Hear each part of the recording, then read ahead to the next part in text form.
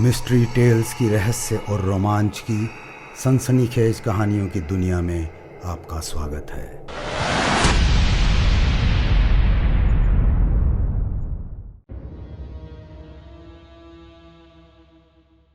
जैसे ही टैक्सी पहाड़ों में बसे उस छोटे से गांव में आकर रुकी, विवेक उतावला सा होकर बाहर आ खड़ा हुआ। दिल्ली से यहां तक की 9 घंटे की जर्नी थी उनकी। अपने पिता अरविंद राज और माँ के साथ आया था वो। 7 महीने हुए थे जब उसके दादा की मृत्यु हुई थी और उसके पिता उनकी इकलौती संतान थे। गांव का ये घर अब उनकी प्रॉपर्टी थी। विवेक बड़ा एक्साइटेड था यहाँ आकर। इससे पहले वो यहाँ सिर्फ एक बार आया था जब 3 साल का था। उसके बाद उसके पापा और माँ दोनों की ही जॉब यूएस में लग गई थी। अभी 1 महीना पहले ही लौटे थे वो वहाँ से। दादा की मौत के समय सिर्फ उसके पापा ही आए थे यहाँ। उसके पिता एंशिएंट हिस्ट्री के एक्सपर्ट थे और एक कॉलेज में प्रोफेसर थे। दुनिया भर के म्यूजियम उनकी सलाह लेते थे। विवेक अक्सर अपने पिता के पास बैठकर एंशिएंट टाइम्स के अनोखे और इंटरेस्टिंग किस्से सुना करता था। नमस्ते छोटे मालिक, एक 50-55 साल का दिखने वाला आदमी कुर्ता पजामा पहने और सर पर पहाड़ी टोपी लगाए उनके सामने मुस्कुराता हुआ आ खड़ा हुआ था।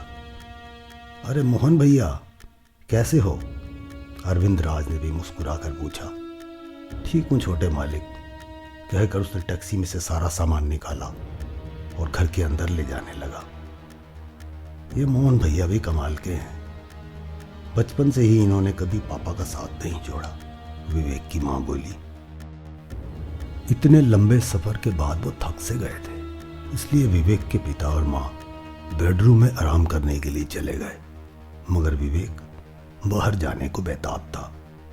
उनके बेडरूम में जाते ही वो घर से बाहर आ गया और आसपास का एरिया एक्सप्लोर करने लगा। गांव में घर दूर दूर बने थे। दादा का घर खेतों से घिरा था। तभी उसकी नजर घर के पीछे बने एक पुराने से शेड पर पड़ी। बच्चों में अक्सर उत्सुकता होती है ऐसी जगहों को एक्सप्लोर करने की। विवेक शेड के दरवाजे पर आ खड़ा हुआ। उस पर एक पुराना सा ताला लगा था। इस समझ में नहीं आया कि ताला क्यों लगा है। ऐसे शेड्स में अक्सर पुरानी चीजें और टूल्स वगैरह ही होते हैं। विवेक बाबा, आप यहाँ क्या कर रहे हो? विवेक ने घूम कर देखा तो वहाँ मोहन खड़ा था। मोहन काका, मैं बस पूरा घर देख रहा था।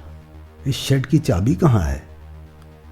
विवेक ने महसूस किया जैसे मोहन की आंखों में डर की एक लहर सी दौड़ गई। बाबा, इसकी चाबी तो तुम्हारे दादा हमेशा अपने पास रखते थे। मुझे उसका कुछ पता नहीं। मोहन की आवाज में कुछ ऐसा था कि विवेक को लगा वो कुछ छुपा रहा था। ठीक है, तुम्हें मिले तो बताना, मैं भी देखूंगा, कहकर विवेक खेतों की ओर बढ़ गया। अपनी जगह खड़ा मोहन उसे देर तक देखता रहा। रात को विवेक और उसके माता पिता ने खाना खाया। यहाँ वो टेलीविज़न तो नहीं था। विवेक ने अपने पिता से इस गांव में बिताए उनके बचपन की बातें बताने को कहा और वो तीनों काफ़ी देर तक बातें करते रहे। रात को विवेक सोने के लिए अपने कमरे में आया तो देखा उसकी खिड़की से वो शेड दिखाई दे रहा था। कल इसकी चाबी ढूंढ के रहूंगा, सोचता हुआ विवेक अपने बिस्तर पर लेट गया। तभी उसे बाहर किसी के पैरों की हल्की सी आहट सुनाई दी। वो दबे पांव खिड़की पर आया तो देखा मोहन शेड की ओर जा रहा था। विवेक चुपचाप घर से बाहर निकल आया। चारों ओर खूब अंधेरा था और झींगुरों की आवाज के अलावा कुछ सुनाई नहीं दे रहा था। विवेक एक पेड़ के पीछे छुपकर मोहन को देख रहा था, जो अब शेड के दरवाजे पर खड़ा था।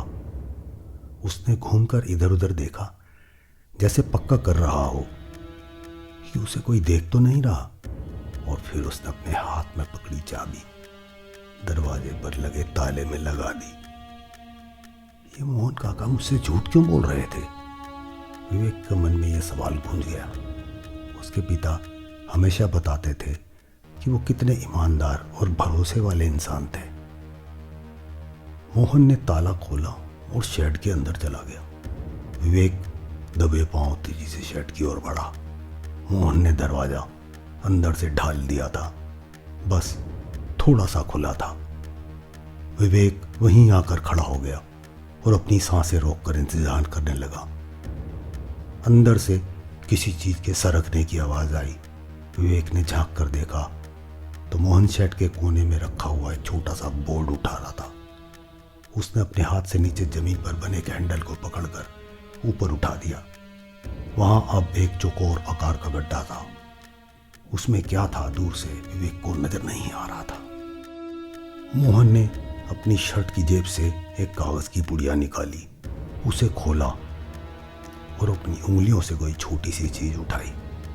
विवेक की धड़कनें तेज हो चली थी। इतनी दूर से अंदाजा लगाना मुश्किल था कि वो चीज क्या थी। मोहन ने उसे धीरे से उस गड्ढे में रखी अनजान वस्तु के ऊपर रख दिया। मोहन के चेहरे पर ऐसे भाव थे जैसे कोई इंसान अपनी पूरी श्रद्धा से पूजा कर रहा हो लेकिन डर भी रहा हो। अब मोहन ने जमीन पर बने गड्ढे को बंद कर दिया और उसके ऊपर वो बोर्ड भी रख दिया। अब मुझे छुपना होगा। विवेक तेजी से पहले वाले पेड़ के पीछे छुप गया और मोहन के बाहर आने का इंतजार करने लगा। दरवाजा बंद करने के बाद मोहन घर के दूसरी ओर बने अपने कमरे में लौट गया। उसके कमरे के बाहर पानी का एक मटका रखा था। उसका ढक्कन उठाकर वो चाबी उसने उसके अंदर डाल दी और कमरे में चला गया।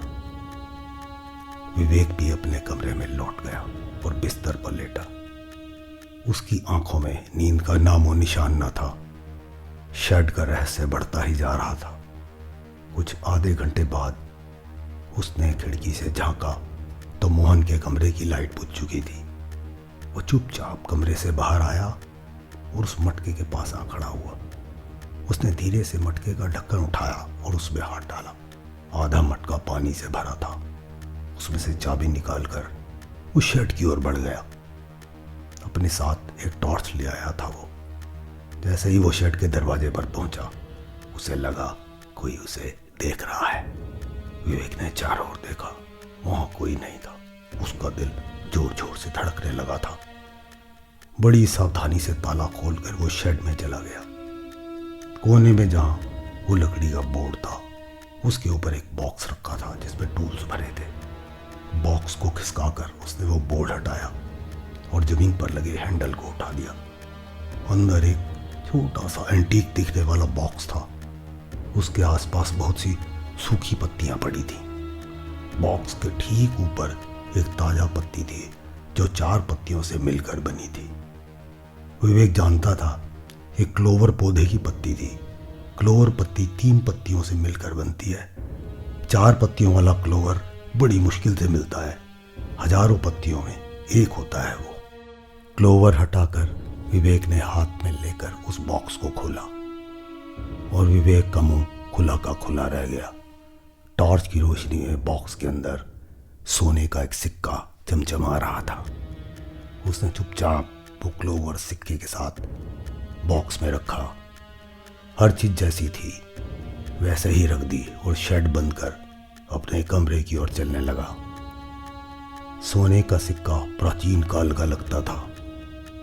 कहां से आया है ये सिक्का और उसके ऊपर क्लोवर क्यों रखते हैं मोहन काका? कल ये गोल्ड कॉइन मैं पापा को दिखाऊंगा, वो जरूर जानते होंगे इसके बारे में। ये सब सोचता हुआ विवेक अपने कमरे में आ गया। ये कहानी आपको कैसी लगी कमेंट करके ज़रूर बताएं। ऐसी और कहानियाँ देखने सुनने के लिए लाइक, शेयर और सब्सक्राइब करना ना भूलें।